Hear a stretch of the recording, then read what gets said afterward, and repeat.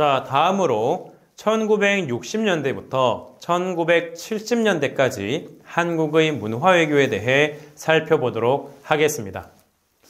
자, 우선 1950년대에는 대외 선전과 홍보를 담당했던 외무부 산하 문화과의 업무는 1961년 6월 개정된 정부조직법에 의해 공보부 산하의 문화과로 옮겨지게 됩니다.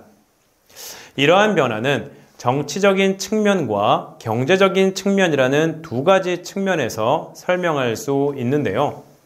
먼저 정치적인 측면을 보면 당시 한국의 정치적 상황이 5.16 군사 쿠데타로 인해 급변하게 되면서 새 정부의 정통성을 대외적으로 홍보할 필요가 있었습니다.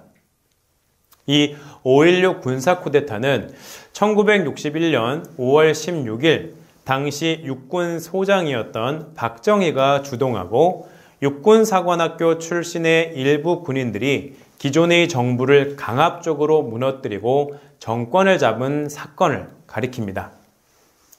이 5.16 군사 쿠데타로 인해 민주정권이 무너지게 되었고 군사정권이 들어서게 되자 새로운 정부에 대한 국제사회의 인정이 필요했던 것이죠. 다음으로 경제적인 이유입니다. 한국은 한국전쟁 이후 피폐해진 경제 상황을 회복하기 위해 미국의 원조가 필요했고 이를 통해 경제를 재건할 수 있었습니다. 하지만 지속적인 경제 개발을 추진하기 위해서는 국제사회의 지원이 더욱 절실했습니다. 이에 한국의 상황을 알리고 국제사회의 지지와 지원을 확보하기 위한 수단으로서 문화적인 방법을 사용했다고 볼 수 있습니다.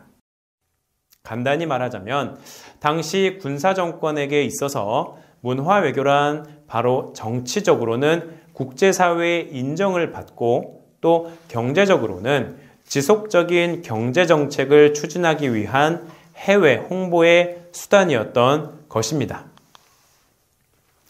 구체적으로 당시 한국 정부가 추진했던 활동들을 보면 먼저 한국은 1965년 한국과 일본 간 문화제 및 문화협력 협정을 체결하게 됩니다.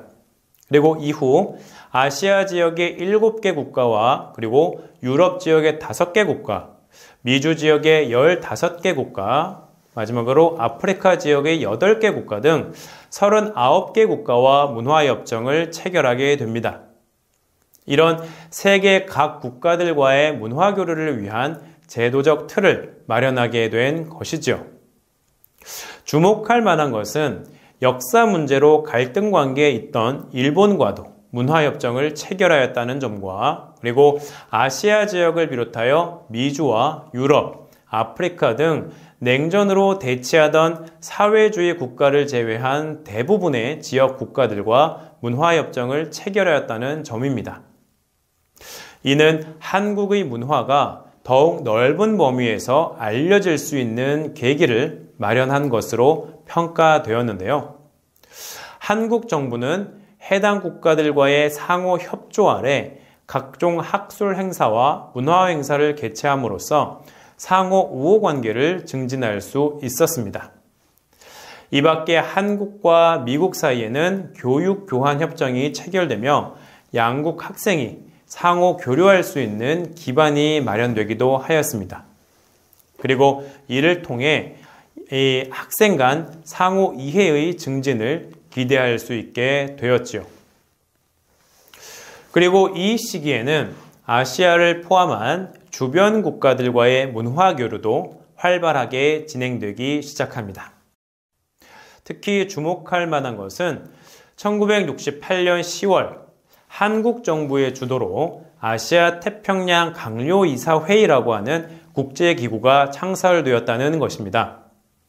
아시아 태평양 강요이사회는 아시아와 태평양 지역에 속한 여러 국가들의 유대와 협력을 목적으로 창설된 국제기구로서 한국이 주도하여 창설되었습니다. 한국이 1964년 아시아 외무장관 회의에서 제안한 것이 계기가 되었는데요. 당시 외무부 장관이었던 이동원 장관은 이사회 창설로 한국의 국제 위상이 올라가면 경제적으로 유리해진다라는 논리로 당시 박정희 대통령을 설득할 수 있었고 또 이 기구를 창설할 수 있었다고 합니다. 한국이 주도하였다는 것을 통해 당시 한국이 국제사회의 인정을 받기 시작했다는 것을 알 수 있습니다. 그리고 서울의 이사회 산하 사회문화센터가 정식으로 설립되면서 아시아 태평양 지역의 나라들과 문화 및 학술 교류를 증진시킬 수 있게 되었습니다. 이 사회문화센터의 설립 이후 이 기구를 통한 활동을 살펴보면 그 영역이 매우 다양하다는 것을 확인할 수 있습니다. 인적 교류로서 장학생 교류를 통해 각 국가 학생들이 상호 이해를 증진시킬 수 있었고요. 그리고 문학작품의 번역과 보급을 통해 상호, 정서적인 측면에서의 교류도 추구할 수 있었습니다. 또한 학술 세미나 등의 학술 교류를 통해서도 국가 간 교류를 지속할 수 있었으며 이를 통해 상호 이해의 증진과 협력을 기대할 수 있었습니다.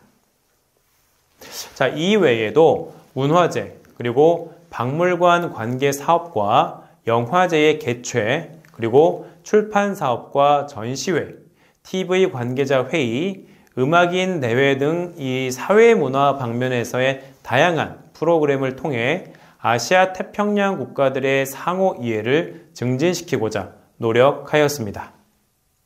자, 한국 정부는 또한 국제음악회, 아시아 태평양 민속예술제 등의 각종 문화 행사를 서울에서 개최하는 한편 국제 팬대회, 세계 작가대회 등의 주요 학술회의를 유치함으로써 주변 국가들과의 문화교류에 앞장설 수 있었습니다.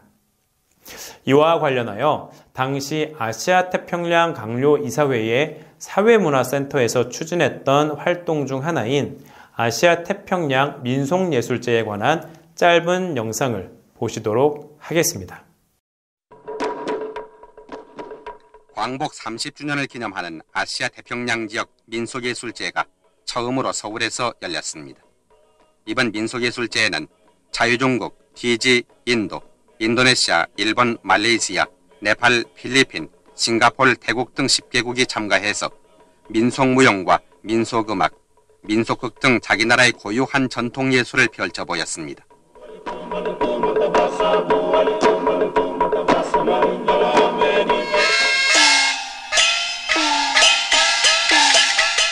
문화공보부가 마련한 이번 예술제는 아시아 태평양 지역 국가 상호 간의 우위와 유대를 두터이 하고 국제 문화 교류를 증진시켰습니다.